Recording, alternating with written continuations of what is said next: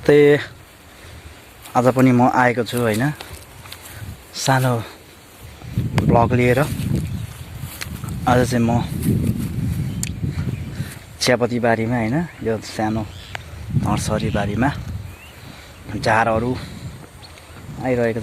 झारहरू उखाल्ने काम गर्दैछु। म चाहिँ यहाँ चियापत्ती चाहिँ नर्सरी हो, त्यो चियापत्तीमा चाहिँ अब पानी लगाइसके पछाडि झार थियो। अस्ति त्यो दबाई हानेर झार आइरहेको थियो।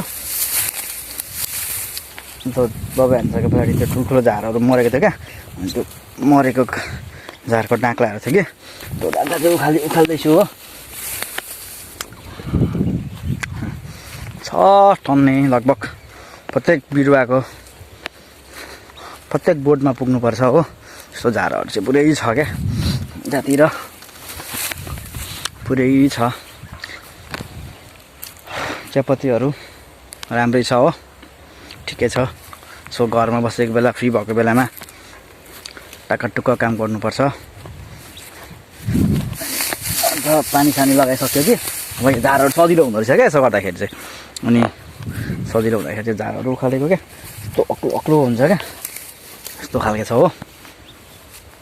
एकदम सँगले काम भइरहेको छ हैन। घाम त्यतिकै लागेको छ। आजभोलिको घाम त्यस्तो मतलबै हुँदैन, अलिअलि घाम भए पनि खट्न सकिहालिन्छ हो। घाम पानी भनेको त्यस्तै हो। चडक्कसँगले झार निकालिसके पछाडि त बिरुवा पनि देखिने रहेछ हौ। अक्लो देखिने रहेछ, बिरुवा पनि बढिरहेको देखिने रहेछ।